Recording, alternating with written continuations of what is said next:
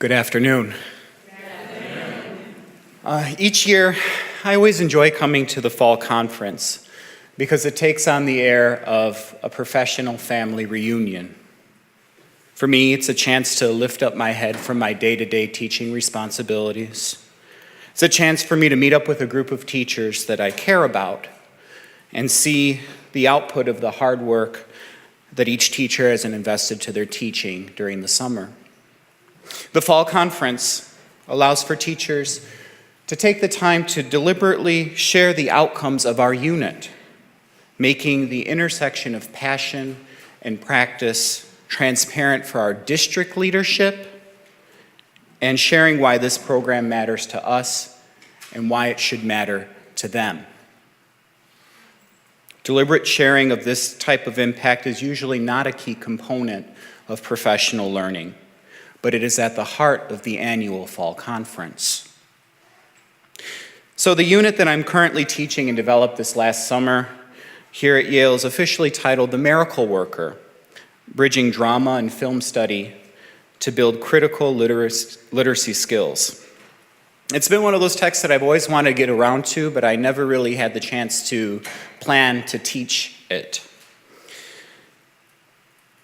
The push that invested me in pursuing this came from Brigitta, whether she knows it or not. She said, "I remember the dinner scene from that film, and I think your students would find it to be very powerful." My thinking was, if the scene stuck in her mind, that it must be good considering the number of films and variety of films she's seen over the course of her career. It was the gentle push I needed. In seminar, we looked at parts of film that I typically have never given much thought to. In one session, for example, during seminar, we looked at the opening credits of one version of Oliver Twist and considered what mood was created by the choices the filmmaker made. This directly inspired one of the conversations that I had with my students last week when we considered some of the choices made while credits rolled and in the opening sequence. In this happy still, Kate, Helen's mother, has just come to the realization that Helen is deaf and blind. This image allowed for a deep conversation about both mood and exposition, much like the conversation that teachers had during seminar over Oliver Twist during the summer. The play, The Miracle Worker, is loaded with rich vocabulary that many of my sixth graders are not familiar with and would struggle with if we only read the play. This summer allowed me to pull together the most important still scenes from the film adaptation that are worth discussing with my students so that my class time is spent as efficiently as possible.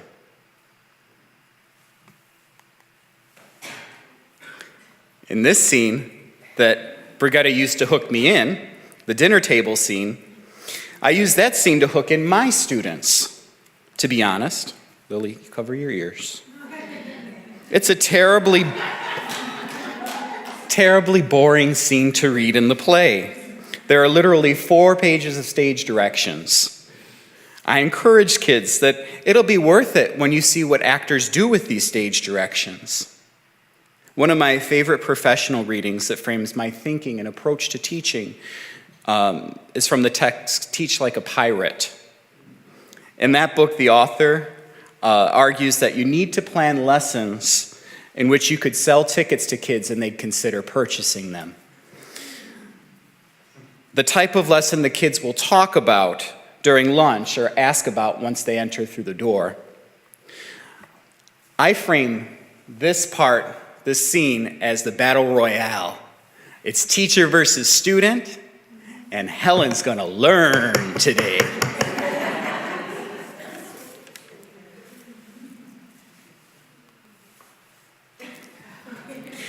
In another scene, Anne chokes Helen's doll because she can't choke Helen.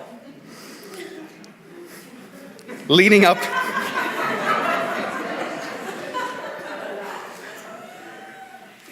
to Anne choking Helen's doll, it's Helen's mother, Kate, who exacerbates Anne's frustration. Helen was given needle work to do by Anne and uses the needle to stab Anne. Helen's mother happens to walk in the room and inadvertently rewards Helen for her misdeed. Kate was simply trying to avoid a tantrum that Helen would have normally engaged in. This causes Anne extreme frustration as a teacher, as she feels the family's efforts are undermining her own progress with Helen. In discussing this with students, my goal is to get students to empathize with Anne, to get to see that teachers are humans that care about their students. At this point in the film, Anne has demonstrated almost saint-like patience. I think we can all connect with how Anne is feeling right here as a teacher. And the film heightens her frustration so that my students are able to see it as well. This unit has allowed me to address many different domains that are important as a language arts teacher. Students have demonstrated deep engagement, considered the implication of choices made by film directors, and learned about the genre conventions of drama. It is balanced enough so that both struggling readers as well as fluent readers can comprehend and build their interpretive skills in ways that provide pathways for both students to demonstrate success. This makes the time that we spend together in class meaningful and fun, because I see students in my classes growing and moving forward together.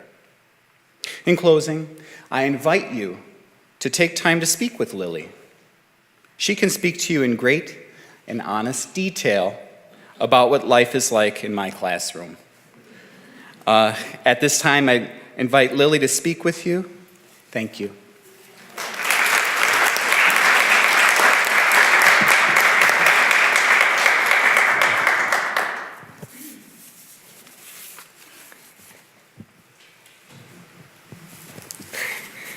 What I've learned about drama as a genre so far is that it always has a meaning, a purpose, something that made it what it is. There's never going to be no reason for writing a drama, whether it's something that happened to the writer personally or someone else. It's a metaphor showing passion through words, actions, and expressions. In my class, we've been working on analyzing The Miracle Worker. We recently watched Act 1 of the film, and there are some things in particular that I've noticed. The filmmaker made the choice of adding an additional part during the credits that wasn't included during the play. One of them was Helen walking in the yard, and the wind blew the sheets in her face, and she got lost in them. She was lost. Helen didn't know where she was, what she was doing. She was lost in her mind, trying to be like everyone else, everyone who wasn't like her, who could speak, hear, and see. She was lost. She just needed to be found. She needed someone who could help her, who could find her, to show her that she needed guidance. Like if you're literally lost, you need directions. Well, so did Helen. Annie was her compass, guiding her to live the life that she wanted to. Last year at my old school, I was put under a lot of pressure. I was in the gifted program, and we were expected to be the best, have only A's, B's, and the terrifying C. We couldn't be average. We had to be perfect. That left a lot of us stressed, including me. My teacher wasn't much help, and I admit I was part of my lacking performance. But so was she. I would try to get back on task, but I would get distracted with other things. I was lost. I was a train, but the train went off the tracks. Like Helen. My case was nowhere near Helen's, but it was another example. I was found, and so was Helen. Another clip in the credits showed Helen struggling to get down the stairs, and it sort of symbolizes how everyday things that we do, she struggles with. We just look at where we're going and we're good to go. But Helen can't see. Things we take for granted that we don't really think about is so hard for this little girl who wants to be normal, who wants to do everything normally. Then we didn't have hearing aids, and we didn't have Braille. We didn't have a lot of things that could have helped Helen. So it's showing that it was really hard, especially her being born blind. The filmmaker wanted you to see that, as an author would. They both want watchers and readers to feel something, to understand what the main character is going through, what they're feeling, giving the readers and watchers a glimpse into the main character's mind. slowly showing more and more as you progress into the story. It reminds me of a song, getting into the mood, the feeling verse by verse. Listening to the lyrics is like reading words, thinking about each word, thinking about the writer's choices. Working in class with others is fun. You get to hear their take on the piece, what they see it as, and sometimes agreeing and disagreeing. I like that we respect each other's opinions as well as disagreeing respectfully. Each one of us becoming more and more comfortable speaking aloud and sharing our opinions. Developing confidence is important, and it may not seem like it, but my confidence level isn't always the highest. When I was practicing speaking to you, I was sweating and near tears. Having practiced discussing our thoughts and opinions in front of the class helps to grow in confidence. The last few weeks have allowed us to be open to new ideas and learn new things about choices and character in film. It's been a really amazing experience, and I look toward the rest of the year.